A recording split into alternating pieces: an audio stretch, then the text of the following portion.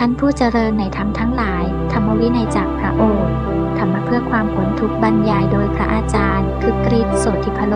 วัดนาปากโพงให้ทราบเรื่องอนุตตริยะ6ประการให้เราทราบ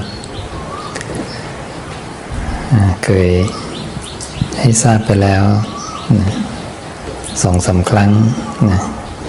มันเป็นเรื่องเกี่ยวกับการเห็นการได้ฟังการได้ศรัทธานะการรู้สึกว่าเราได้ลาภนะได้ศรัทธามาแล้วได้ไปศึกษานะได้ไปบำรุงหรือได้ไประลึก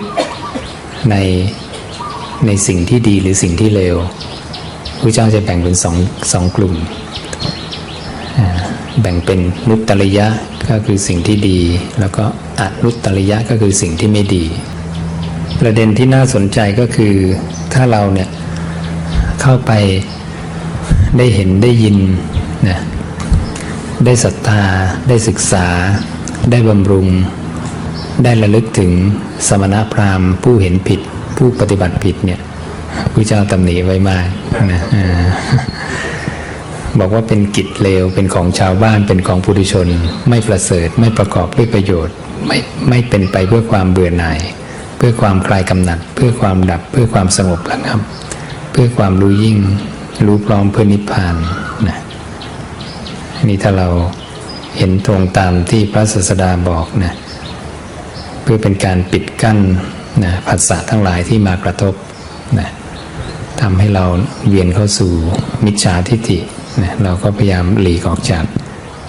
อนุตตริยะ6ประการนะในส่วนของสมณะก็คือบางทีเราก็ไม่รู้นะเราก็ไปดูสิพวกคนเห็นผิดก็เป็นยังไง กลายเป็นสิ่งที่ไม่ประกอบด้วยประโยชน์ลองไปฟังคำสอนของคนเห็นผิดเขาหน่อยสิเป็นยังไงนะบางทีเราก็มองเป็นของธรรมดาแต่พระเจ้าก็ตำหนิว่ามันไม่ประกอบด้วยประโยชน์นะเป็นสิ่งที่ไม่ดีเลย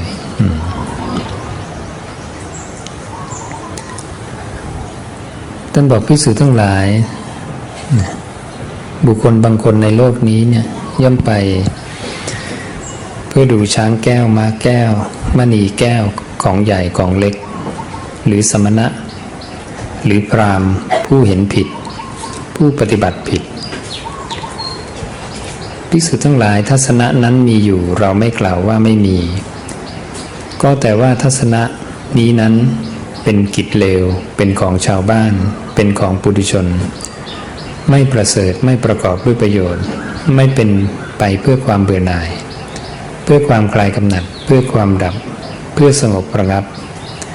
เพื่อรู้ยิ่งเพื่อตรัสรู้เพื่อนิพพานภิกษุทั้งหลายส่วนผู้ใดมีความศรัทธาตั้งมั่นมีความรักตั้งมั่นมีศรัทธาไม่หวั่นไหวมีความเลื่อมใสยิ่งย่อมไปเห็นตถาคตหรือสาวกของตถาคตการเห็นนี้ยอดเยี่ยมกว่าการเห็นทั้งหลายย่อมเป็นไปเพื่อความบริสุทธิ์แห่งสัตว์ทั้งหลายเพื่อก้าวล่วงความโศกความร่ำไรเพื่อความดับสูญแห่งทุกข์และโทมนัสเพื่อบรรลุญาณธรรมเพื่อทำให้แจ้งซึ่งนิพพานภิกษุทั้งหลายข้อที่บุคคลมีศรัทธาตั้งมั่นความรักตั้งมั่นมีศรัทธาไม่หวั่นไหวมีความเลื่อมใสยิ่งในตถาคตหรือสาวกของตถาคตนี้เราเรียกว่าทัศนานุตตริยะ ทัศนาก็คือการไปเห็นนะอันที่สองก็จะเป็นเรื่องของการได้ไปฟังเรียกว่าสวนานุตตริยะนะการได้ไปฟัง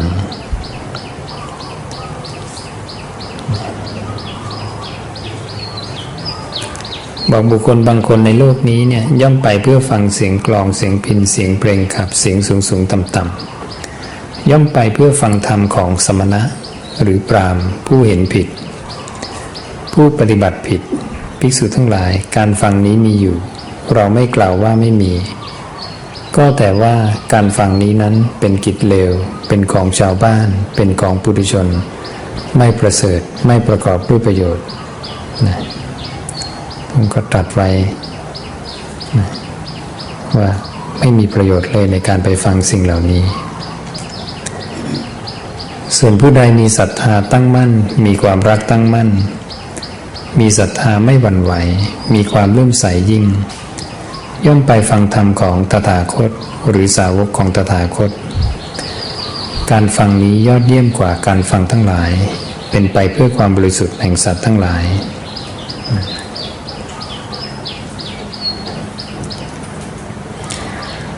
พระองค์ตรัสเหมือนกันในเรื่องของการได้ศรัทธาบางทีเราไปฟังสมณพราหมณ์ที่เห็นผิดปฏิบัติผิดนะเราก็ได้ศรัทธามานะการได้ศรัทธาแบบนี้ก็เป็นกิจเลวเป็นของชาวบ้านเป็นของปุถุชนเหมือนกัน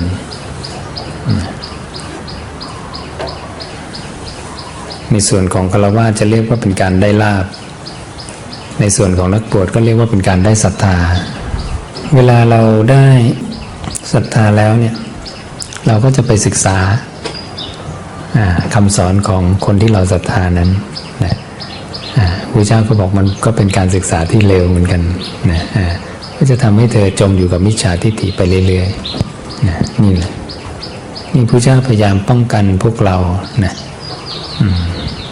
ไม่ให้เข้าไปสู่มิจฉาทิฏฐิเรียกว่าสิกขานุตตริยะก็เข้าไปศึกษาต่อสมณะหรือพราหมณ์ผู้เห็นผิด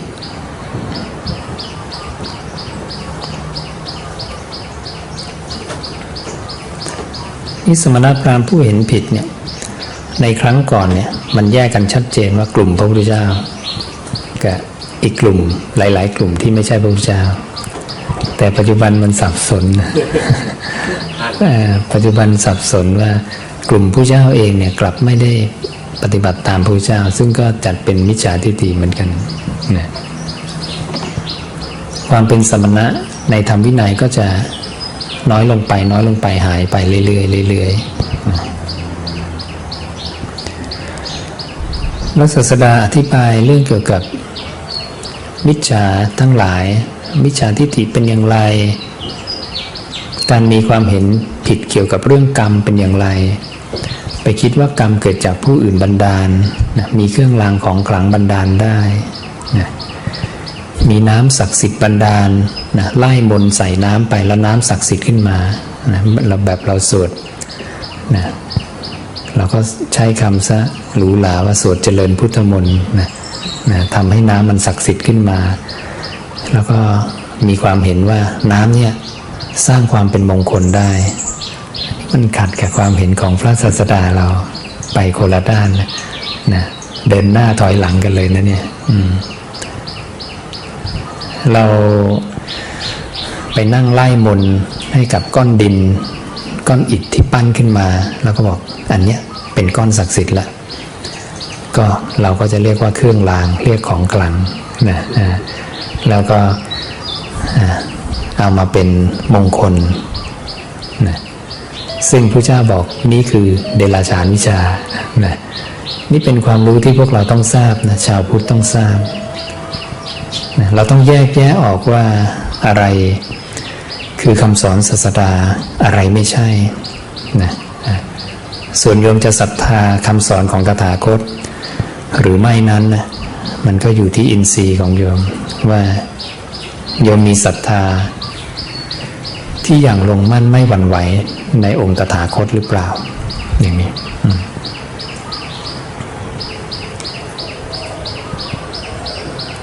เราไปมีการกระทำแบบสมณพราหมณ์เหล่าอื่นนะมุนมาจากคำว่ามันตานะพวกพราหมณ์ไตรเพศก็จะเป็นผู้ที่ไล่มนต์ซึ่งจริงๆถ้าโยมสาวไปถึงประวัติของการไล่มนต์เนี่ยนะมันเกิดมาจากคนที่นั่งสมาธิไม่ได้แล้วก็พยายามมาใช้การท่องบนนะแทนนะที่พระเจ้าอธิบายตั้งแต่การกำเนิดของโลกว่าจักรวาลเนี่ยกำเนิดมาอย่างนี้ดวงจันทร์ดวงอาทิตย์ปรากฏอย่างนี้นะ มนุษย์เกิดมาเป็นอย่างนี้นะพวกจากอาภัสรพรหมกลับมาเกิดเป็นมนุษย์นะเป็นยังไงไล่มานะแล้วก็หมู่มนุษย์เมื่อมีมากขึ้นเนี่ยนะคำว่าผู้นำหรือคำว่ากษัตริย์คำว่าราชาบังเกิดขึ้นในหมู่มนุษย์นะไล่เรียงมาตั้งแต่คำว่าพราหมณ์เนี่ยเกิดขึ้นมาได้ยังไงนะไล่มาเรื่อยๆการสาธยายมนต์เนี่ยนะมันมาได้ยังไงเพราะว่าทำสมาธิไม่ได้ไอ้พวกนี้ก็จะมานั่งท่องมนต์แทนนะสิ่งที่เป็นของไม่ดีแต่ก่อนนะมันถูกพลิกกลับมาเป็นของดีของประเสริฐในปัจจุบันเนี่ยอันนี้จะมีในพุทธวจนะคำจากพระโอษฐ์ทั้งหมดเลยแต่ไม่มีใครเอาพระสูตรเหล่านี้มาเปิดเผยให้พวกเราโยมลองไป คีย์คำว่าง้วนดินเข้าไปแล้วก็อ่านเรื่องนี้อ่านพระสูตรนี้ดูพระเจ้าจะละเอียดมากพระองค์ถอยย้อนอดีตไปนะเป็นเวลานานมากแล้วก็ไล่เรียงลำดับว่าในบางครั้งบางคราวเนี่ย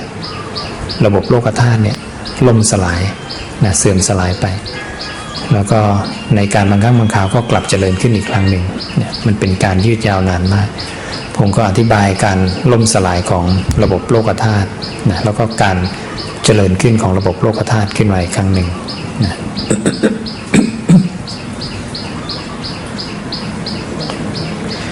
นี่ก็คือลักษณะของมิจฉาทิฏฐินะซึ่งเราเนี่ยกำลังเข้าสู่มิจฉาทิฏฐิตามแบบของสมณพราหมณ์เราอื่นเป็นอันมากซึ่งไม่ต่างกับการที่เราเห็นชัดๆและไม่มีคนไทยที่ไหนทำคือการบูชาไฟไม่มีคนไทยทำนะที่ไปนั่งบูชาไฟแต่ในทางกลับกันเราบูชาน้ำนะเราบอกเรามีน้ำศักดิ์สิทธิ์นะพวกบูชาไฟก็ไล่มนต์แล้วก็ทำให้ไฟศักดิ์สิทธิ์ขึ้นเราคิดว่ากองไฟศักดิ์สิทธิ์ของเราก็ไล่มนต์ใส่น้ำนะคิดว่ามีอะไรศักดิ์สิทธิ์โยนลงไปที่นี่แล้วสิ่งนี้เนี่ยจะไปดลบันดาลให้สัตตานังทั้งหลายเนี่ยมันดีมันเลวขึ้นมาได้ดังนั้นถ้าเรามีความเห็นอย่างนี้เนี่ยคำสอนพระศาสดาจะผิดนะไปเกือบครึ่งหนึ่งก็คือคำสอนเกี่ยวกับเรื่องกรรมนะเพราะพระองค์บอกว่าสัตว์ทั้งหลายเนี่ยเป็นไปตามกรรม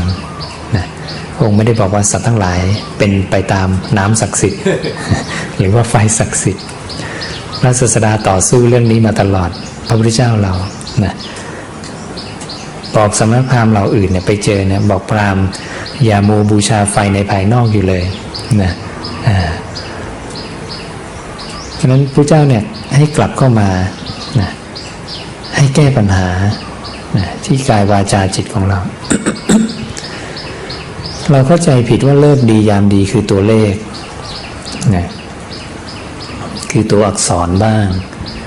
คือเวลาบ้างคือดวงดาวบ้างนะเราก็บอกว่านี่คือเลิกดีดวงดาวเล็งประมาณนี้เลิกดีนิยามดีนะต้องเวลาดวงอาทิตย์มาตรงนี้เวลานี้นะ9 นาฬิกานะนี่ก็เป็นความเข้าใจผิดเกี่ยวกับเรื่องกรรมเป็นมิจฉาทิฏฐินะดังนั้นสมณพราหมณ์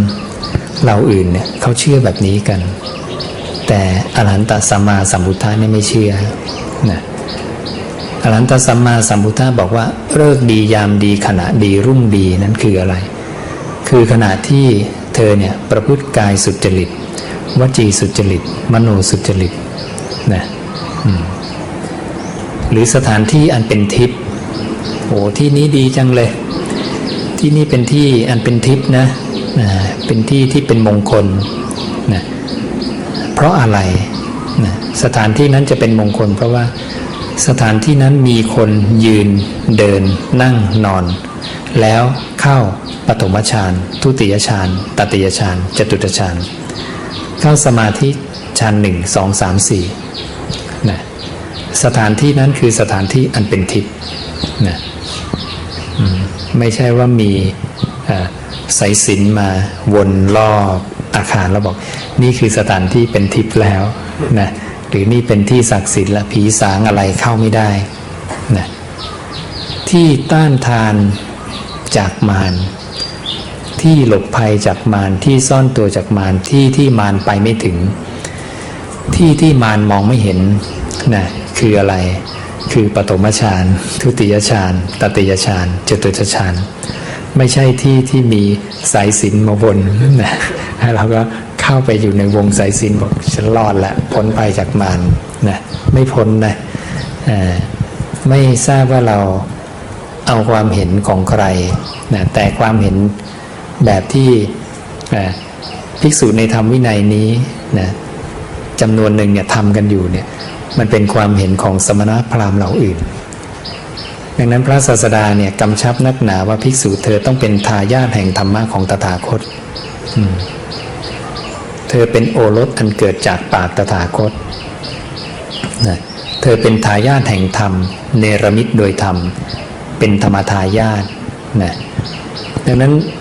ภิกษุเนี่ยต้องมั่นคงมากเลยต้องมั่นคงกับคำสอนของพระตถาคตและต้องรู้คำสอนของตถาคตว่าอะไรใช่อะไรไม่ใช่นะการที่เรารู้ว่าอะไรใช่ไม่ใช่เนี่ยนะพระเจ้าเรียกตรงนั้นว่าเป็นสตินะสติเปรียบเหมือนนายทวารประตูที่กันคนร้ายไม่ให้เข้าเมืองอนุญาตคนดีให้เข้าเมืองได้นะนั้นผู้ที่ทำมิจฉาทิฏฐิอยู่เนี่ยพระองค์บอกว่ามิจฉาสติกำลังแวดล้อมเขาอยู่นะในขณะที่เขาทำความเพียร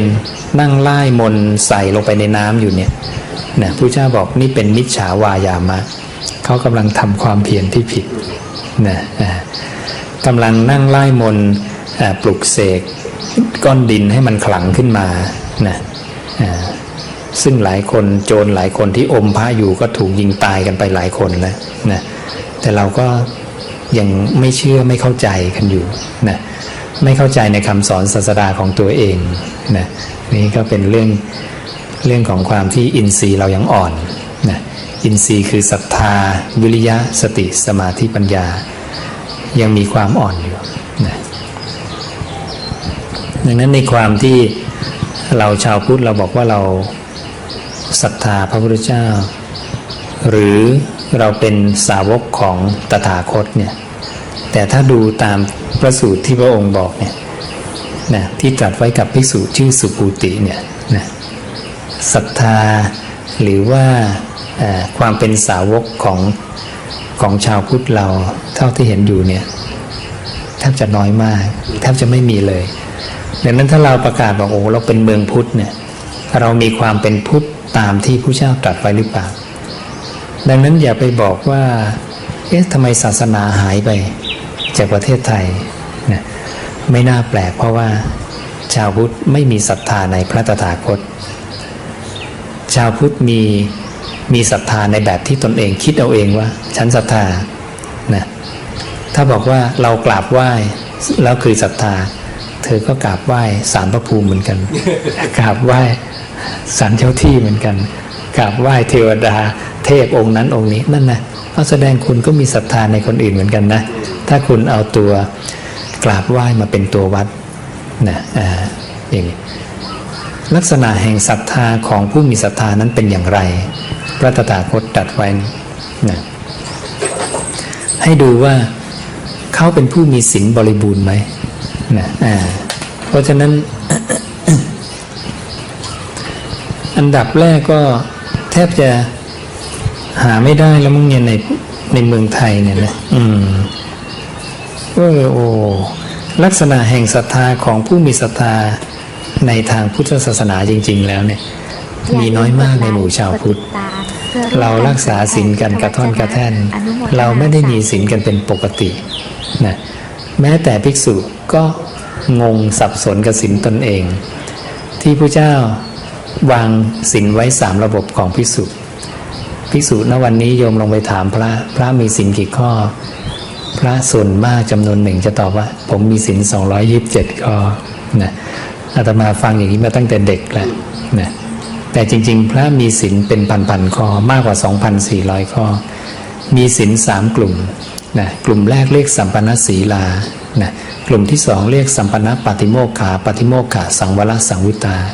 กลุ่มที่3เรียกว่าอาจาระโคจรสัมปันนาทั้งหมดเนี่ยต้องรักษาหมดนะและมีมากกว่า 2,400 ข้อนะเยอะมากอันนี้ก็ไม่ตรงมาตั้งแต่พระเลยตัวภิกษุเลยนะนั้นพระองค์บอกสุภูตินะเธอจงฟังจงทำในใจให้ดีเราจะกล่าวลักษณะของผู้มีศรัทธาเป็นอย่างไรนะถ้าภิกษุในธรรมวินัยนี้เนี่ยต้องเป็นผู้มีศีลคือมีสัมปนศีลาสำรวมแล้วในปฏิโมกขสังวรถึงพร้อมด้วยอาจาระนะและโคจรก็คืออาจาระโคจรสัมปนามีปกติเห็นภัยในโทษทั้งหลายแม้มีประมาณน้อยสมาทานศึกษาอยู่ในสิกขาบททั้งหลายเห็นนะอย่างสัมปันนศีลาเนี่ยพระองค์จะบอกเลยมีรายละเอียดเกี่ยวกับเรื่องมิจฉาอาชีวะนะของภิกษุว่าห้ามปลุกเสกเพราะมันเป็นของสมณพราหมณ์เราอื่นห้ามทำเครื่องรางของขลังนะห้ามดูหมอดูฤกษ์ดูยามนะห้ามทำน้ำมนต์นะห้ามทำพิธีปลูกเรือนนะการบนขอลาภผลต่อเทวดาการบวงสรวงการแก้บนการสอนมนต์กันผีบ้านเรือนนะพระเจ้าตัดอธิบายไว้ถ้าโยมไปดูนี่ตัดไว้หลายสิบหน้ามากนะอันนี้ก็ถ้าดูใน DVD ย้อนเก่าๆเนี่ยอาตมาจะอธิบายไว้ให้ตลอดแล้วก็ขึ้นพระสูตรให้โยมดูนะนี่คือลักษณะของศีลที่เราไม่ได้เป็นทายาทแห่งธรรมะของตถาคตของเราเองนะดังนั้นศาสนาพุทธจะเสื่อมไปโดยอัตโนมัติโดยไม่รู้ตัวมันจะเหลือแต่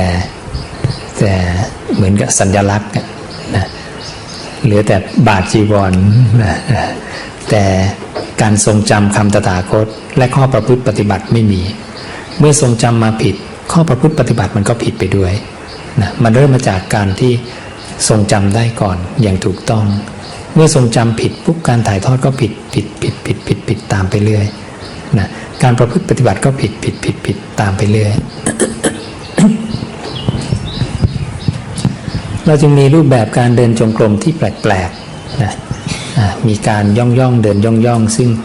มันไปตรงกับเชคุชีวัตรที่พระเจ้าเคยทำมาแล้วนะการเดินจงกรมแบบค่อยๆเดินช้าๆซึ่งพระเจ้าบอกว่าพระองค์เนี่ยเดินช้าขนาดไหนนะพระองค์มีสติในการก้าวไปโดยอาการเท่าที่ความเอ็นดูอ่อนโยนจะพึงบังเกิดขึ้นโดยแม้หยาดแห่งน้ำสัตว์ทั้งหลายที่มีคติไม่เสมอกันอย่าได้ลำบากเลยนะพระองค์เรียกสิ่งนี้ว่าเชคุชิวัตรวัดในความเป็นผู้รังเกียจตรัสไว้กับพระสารีบุตรพระองค์ทำมาแล้วก็มันไม่บรรลุผลอะไรนะแต่เดี๋ยวนี้เราทำกันเต็มไปหมดเลยนะนิยมเห็นมาว่าการที่ไม่เป็นทายาทแห่งธรรมะของพระองค์เนี่ยการไม่ศึกษาพุทธวจนะมันมีผลเสียลามกันไปนะดังนั้นการที่เราจะแก้สิ่งเหล่านี้เนี่ยก็คือเราต้องมาศึกษาคำศาสดาของเราเองแล้วเราต้องมั่นคงเรากำลังต่อสู้กับอะไรเรากำลังเอาวัตระข้อปฏิบัติของสมณพราหมณ์เราอื่นเนี่ยออกไปจากคำสอนในธรรมวินัยนี้นะเราไม่ได้เกลียดพระกอพระขอพระคอนะไม่ได้เกลียดตัวพระนะแต่เราตำหนิข้อปฏิบัติที่ผิดไปจากคำสอนพระศาสดาเพราะว่าโยมกำลังได้ข้อมูลที่ผิดเพราะพระแต่งเครื่องแบบของลูกศิษย์พระพุทธเจ้าแต่ถ่ายทอดคำสอนของสมณพราหมณ์เราอื่นนะ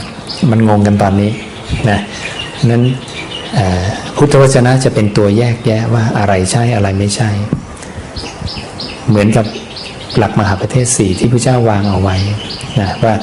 ใช้เป็นตัวแยกแยะว่าเมื่อสมณพราหมณ์เนี่ยหรือพระบอกขึ้นมาว่านี่คือธรรมวินัยของศาสดาพระเจ้าบอกอย่ารับรองอย่าคัดค้านนะจำให้ดีเขาพูดอะไรนะเรามาตรวจในธรรมวินัยของตถาคตถ้าเขาบอกว่าน้ำมนต์เนี่ยดีนะเอาไปลดนะไปอาบนะแล้วเป็นมงคลแล้วดิเอามาตรวจกับคำตถาคตเลยโยมก็จะเห็นว่าตถาคตตำหนินะว่ามันเป็นเดรัจฉานวิชาแล้วก็สั่งว่าภิกษุในธรรมวินัยนี้เธอเว้นขาดจากการเลี้ยงชีวิตผิด เพราะทำเดรัจฉานวิชาเห็นปันนั้นเสียแล้ว แม้นี้ก็เป็นศีลของเธอประการหนึ่งอันนี้เราไม่ได้จะเกรงใจใครขอให้เราเกรงใจพระผู้มีพระภาคเจ้าเป็นอันดับหนึ่งนะว่าคำพระศาสดานะเป็นอากาลิโกนะคำพระศาสดาพูดแล้วไม่มีการขัดแย้งกันนะคำพระศาสดาถูกกำหนดสมาธิทุกครั้งในการพูดพระเจ้าไม่มีพูดหลุดนะพูดพลาดพูดพร่อยพูดเพ้อเจ้อคำหยาบส่อเสียดไม่มีพูดตรงพูดจริงนะดังนั้นเจ้าสักยะมหานามะเนี่ยบอกเลยว่านะเขาบอกอย่างนี้ หากความบังเกิดขึ้นแห่งเหตุเฉพาะบางประการพึงบังเกิดขึ้นได้ในธรรมวินัยนี้คือฝ่ายหนึ่งเป็นพระผู้มีพระภาคเจ้าอีกฝ่ายหนึ่งเป็นภิกษุสงฆ์นะเขาจะเลือกพระพุทธเจ้าเห็นไหมถ้าฝ่ายหนึ่งเป็นพระพุทธเจ้าอีกฝ่ายหนึ่งเป็นภิกษุสงฆ์ทั้งหลายภิกษุณีทั้งหลายเขาก็จะเลือกพระพุทธเจ้าฝ่ายหนึ่งเป็นพระพุทธเจ้าฝ่ายหนึ่งเป็นภิกษุทั้งหลายภิกษุณีทั้งหลายอุบาสกทั้งหลายอุบาสิกาทั้งหลายสมณะ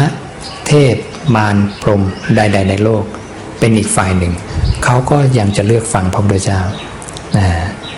ดังนั้นเมื่อพระผู้มีพระภาคเจ้าตรัสอย่างนี้ว่านี่คือไม่ถูกต้องนี่คือไม่ถูกต้องนะเราก็ต้องฟังพระผู้มีพระภาคเจ้าเราต้องวางตัวพระลงเพราะพระคือในกรในขอที่เข้ามาบวชในธรรมวินัยนี้แล้วมุ่งศึกษาข้อมูลตรงนี้ซึ่งข้อมูลตรงนี้ที่อาตมาเอาให้โยมดูเนี่ยมันเป็นข้อมูล 2,500 กว่าปี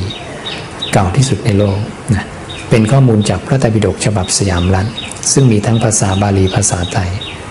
ซึ่งทำในยุครัชกาลที่5และพระในยุคร.5ก็เอาข้อมูลนี้มาจากพระในยุคร.1ซึ่งทำเมื่อปี2331นะตกลงข้อมูลที่เราได้ก็คือข้อมูลในสมัยร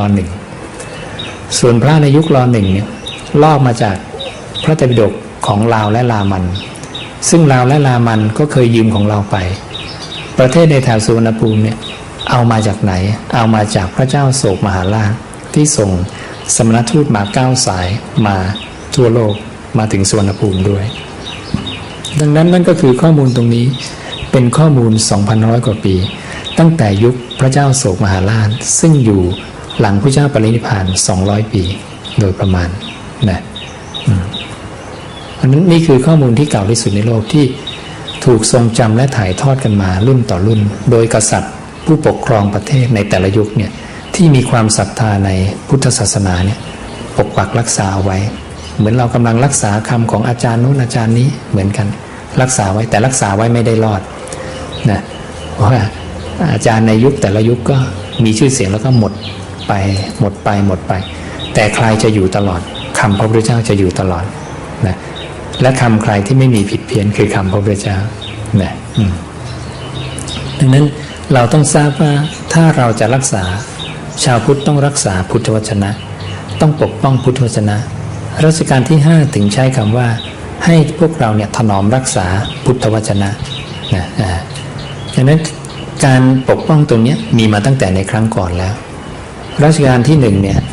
ปกป้องขนาดว่าถ้าพระทำผิดเนี่ยประหารชีวิตเลยเราต้องการรักษาศาสนาพุทธมากเพราะว่ามันจะเป็นความเจริญและเสื่อมของศาสนาในการต่อไปเป็นอันมากและถ้าเราปล่อยให้ศาสนาพุทธแตกแยกไปเรื่อยๆด้วยการไม่ใช้คำสอนหนึ่งเดียวจากปากของพระผู้มีพระภาคเจ้าศาสนาจะแตกไ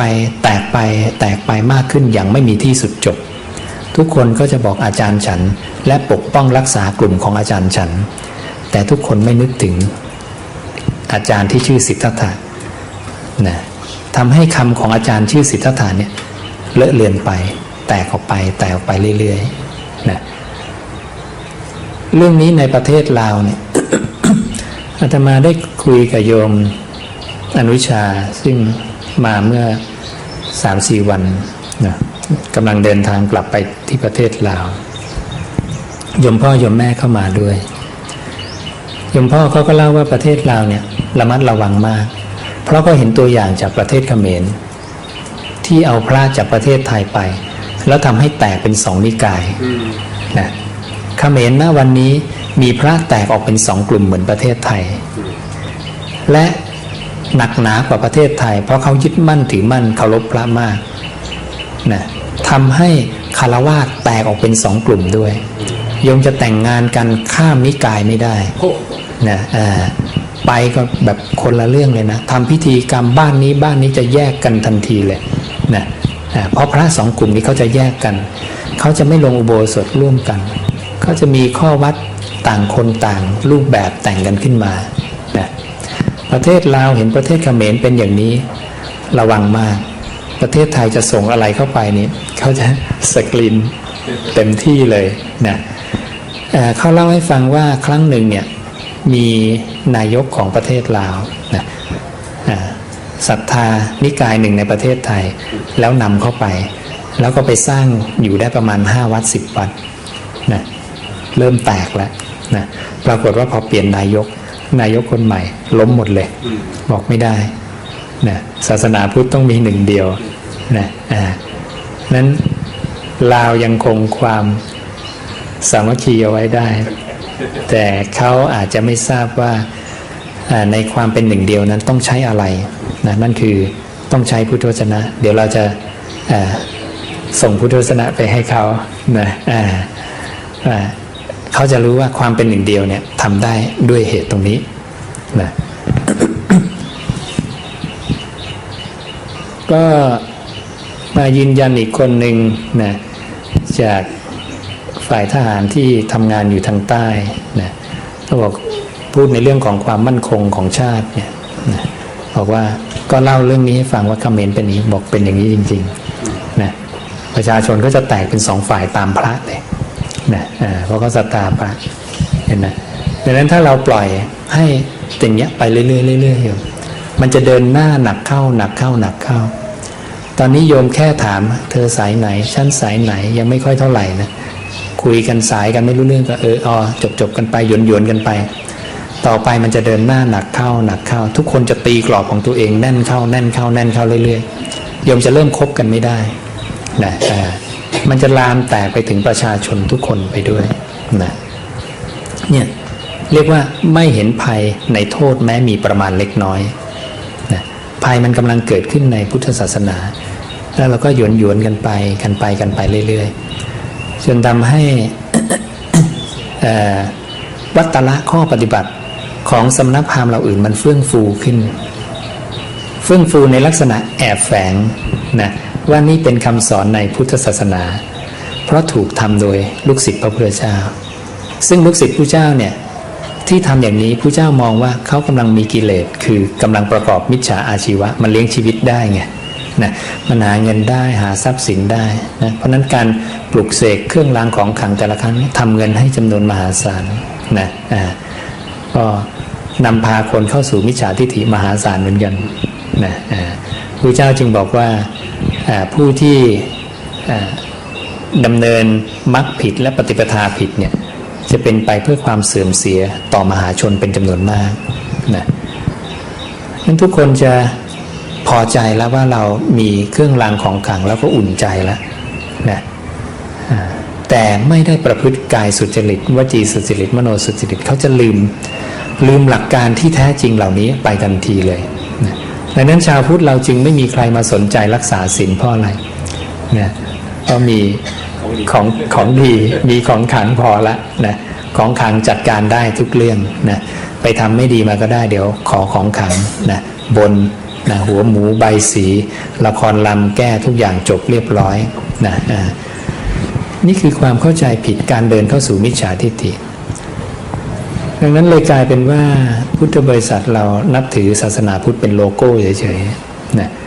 และความเป็นโลโก้นี้มันก็จะเสื่อมไปในอนาคตเรื่อยๆเพราะเมื่อความเป็นอนิจจังเกิดขึ้นเรื่อยๆขออะไรก็ไม่ได้ขออะไรก็ได้ขอ5 ครั้ง 10 ครั้งไม่ได้เคลี้ยงทิ้งเลยนะหมดศรัทธาในศาสนาพุทธแล้วนี่เหรอศาสนาพุทธนี่เหรอดีนะเปลี่ยนศาสนาดีกว่าดังนั้นทุกวันนี้ก็มีคนเปลี่ยนศาสนาไปเปลี่ยนความเชื่อไปเพราะความเข้าใจผิดในศาสนาของตัวเองนะเนี่ยมันเป็นอย่างนี้เห็นไหมนั้นเลยบอกว่าเราต้องเกรงใจพระผู้มีพระภาคเจ้าอย่าไปเกรงใจวัตตะข้อปฏิบัติแล้วเราก็ไปบำรุงสิ่งเหล่านี้นะพระเจ้าจึงเรียกเป็นอปาริ จานุตตริยะนะก็คือการบำรุงที่ผิดนะ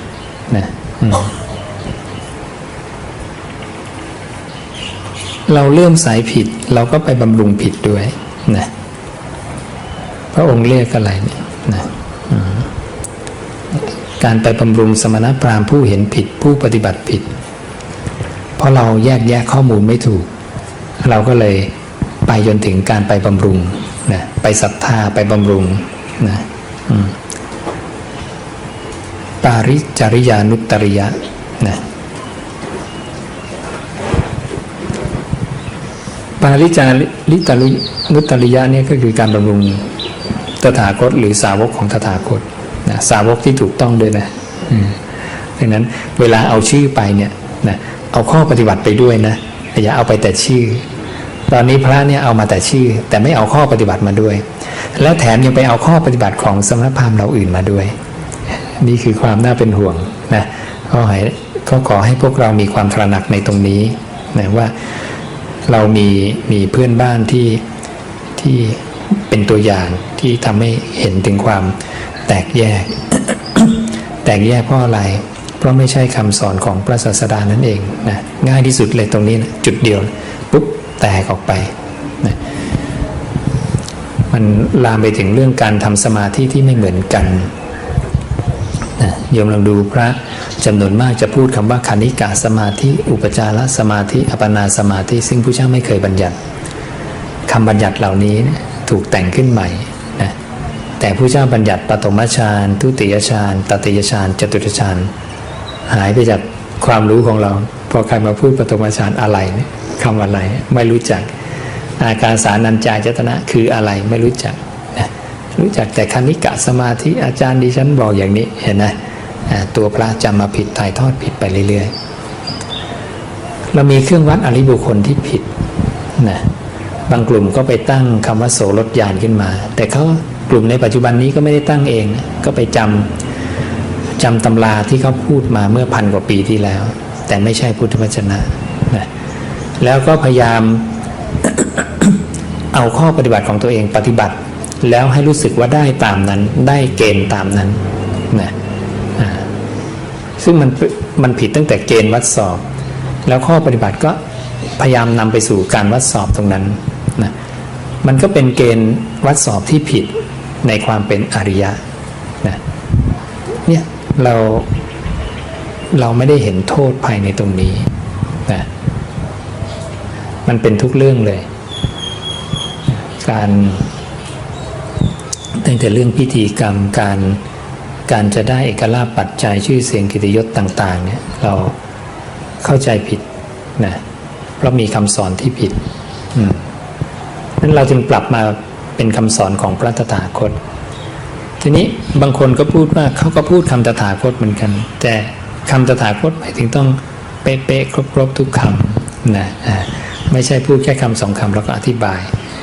มีหนังสือหนึ่งมีคนเอามาให้ดูเขาก็บอกว่าพระพุทธเจ้าตรัสว่าอย่างนี้การเดินจงกรมแล้วเขาก็พูดการก้าวไปถอยกลับเหลียวดูแลดูคู่แขนเหยียดแขนนะเขายกมาสัก2-3 บรรทัดแล้วก็มาอธิบายว่าต้องอย่างนี้นะค่อยๆ ยกเท้าขึ้นมานะอยู่บนอากาศค้างไว้สักกี่นาทีแล้วก็ก้าวไปเท่าไหร่คำพวกนี้ที่เติมแต่งขึ้นเขายังคิดว่าเป็นคำพระพุทธเจ้าเห็นไหมออกมาเป็นหนังสือรูปแบบอย่างดีเลยเป็นหลักการสอนการเดินจงกรม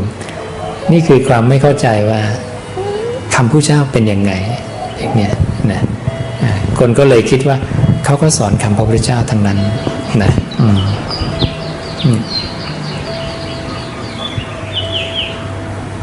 ก็อันดับแรกแก้ไขตัวเองก่อนนะใครจะเป็นยังไงก็ปล่อยไปก่อนเอาเราเข้าสู่สัมมาทิฏฐิให้ได้ก่อนรู้ก่อนว่าอะไรคือคำสอนถูกต้องอะไรไม่ถูกต้องนะควรจะไปเกี่ยวข้องกับเขาไหมควรจะไปบำรุงเขาไหมควรจะไประลึกถึงเขาไหมควรจะไปศรัทธาเขาไหมควรจะไปฟังไหมควรจะไปเห็นไหมนะพระเจ้าก็ปิดกั้นไว้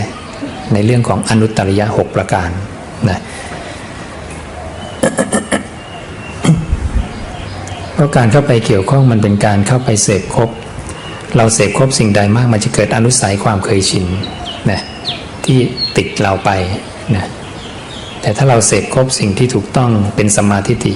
มันก็จะติดเราไปเหมือนกันนะเราก็ต้องมาเสพครบในสิ่งที่เป็นกุศลที่ถูกต้องคำสอนที่ถูกต้องซึ่งมันก็ย้อนกลับมาว่าคนคนนั้นมีศรัทธาในตถาคตหรือไม่เห็นไหมถ้ามีศรัทธาในตถาคตพระเจ้าก็จะบอกเลยเนี่ยเขาจะสั่งสมสุตตะในคำตถาคตเขาจะฟังคำตถาคตมากนะเราก็ต้องกลับไปดูเวลาเราฟังคำของใครคำที่คนปรุงแต่งหรือเป็นคำจากปากตถาคตล้วนๆหรือสาวกที่นำคำตถาคตมาถ่ายทอดเหมือนกับพระอานนท์ก็จะบอกข้าพเจ้าได้สดับมาแล้วอย่างนี้ว่าได้ฟังคำตถาคตพูดมาอย่างเนี้ยว่าพระองค์เนี่ยพูดอย่างนี้อย่างนี้อย่างนี้นะพระทุกรูปเนี่ยจะต้องใช้อย่างนี้ว่าพระพุทธเจ้าเนี่ยพูดว่าอย่างนี้โยมก็จะเสมือนหนึ่งได้ฟังต่อหน้าพระศาสดาโดยตรงไม่ต้องไปปรุงแต่งอะไรไม่ต้องคิดใหม่ง่ายที่สุดเลยจำได้แค่ไหนเอาแค่นั้นอันไหนจำไม่ได้พระโอเนี่ยจำไม่ได้นะนั้นถ้าเราสอนอย่างนี้คำสอนก็จะไม่ผิดเพี้ยนเราจะไปที่ไหนไปเจอสมณะคือภิกขุในธรรมวินัยนี้ที่ไหนก็จะเหมือนกันทั้งหมดจะไม่ต้องมีมาถามว่าของเธอเป็นยังไงนี่เป็นยังไงนะเราจะมีหนึ่งเดียวคือคำที่ออกจากปากพระศาสดานะนี่ก็ให้ทราบในเรื่องศรัทธานะการเข้าไปศึกษาการเข้าไปบำรุงนะการเข้าไปได้เห็นได้ฟังการไประลึกสิ่งเหล่านี้นะอะไรที่ควรไปอะไรที่ไม่ควรไปอะไรก่อให้เกิดประโยชน์อะไรก่อให้เกิดโทษนะ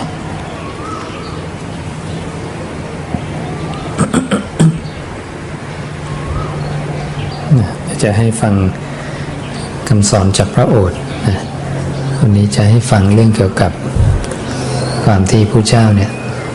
ตำหนิความแก่นะบอกความแก่อันชั่วช้าความแก่อันทำความน่าเกลียดนะพระอานนท์เนี่ยนะรูปพระกายของพระผู้มีพระภาคแล้วก็บอกว่าชีวิตวันของพระองค์ไม่ผ่องใสซะแล้วนะมีกายเหี่ยวย่นหย่อนยานนะพระเจ้าก็บอกนั่นแหละมันต้องเป็นเช่นนั้นแหละนะมันมีความแก่ซ่อนอยู่ในความหนุ่มนี่แหละนะมีความเจ็บไข้ซ่อนอยู่ในความไม่มีโรคนะเพราะนั้นทุกคนก็ต้องเจอเหมือนกันพระผู้มีพระภาคเจ้าก็ต้องเจอนั้นเราเกิดมาแล้วได้มีโอกาสพบคำสอนพระศาสดาเข้ามาสู่ธรรมวินัยนี้นะพยายามให้เข้าจริงๆให้เป็นผู้ที่อยากรู้จริงๆว่าพระเจ้าสอนอะไรนะเรารู้จักแยกแยะอะไรที่ไม่พระองค์ไม่เคยสอนเลยเราก็วางไว้นั่นเป็นคำสอนสมณพราหมณ์เราอะไรที่พระเจ้าสอนนะเราจะได้สมประโยชน์นะตามที่เรามาเป็นสาวกคือผู้ฟังคำของตถาคตที่เรียกว่าตถาคตสาวโกสาวกตถาคตนะไม่ใช่เป็นสัญชัยปริพพาชกสาวกหรือภารัตวาชะสาวกนะหรือชดินสาวกนะเราเป็นตถาคตสาวกของพระตถาคตนะอันนี้พระองค์ก็สอนเกี่ยวกับเรื่องตัวพระองค์เองก็มีความชราภาพนะต้องแก่เจ็บตายนะไปเหมือนกับพวกเรานั้นหมดนั่นเองเพราะนั้นก่อนที่ความแก่เจ็บตายจะมาถึงเนี่ยนะพระองค์จึงบอกว่าให้เธอปรารภความเพียรเพื่อให้ถึงสิ่งที่ยังไม่ถึงเพื่อให้บรรลุสิ่งที่ยังไม่บรรลุเพื่อทำให้แจ้งในสิ่งที่ยังไม่ทำให้แจ้งเสียโดยเร็วอย่าเนิ่นช้านะเพราะเมื่อเวลานั้นมาถึงแล้วเนี่ยนะจะทำให้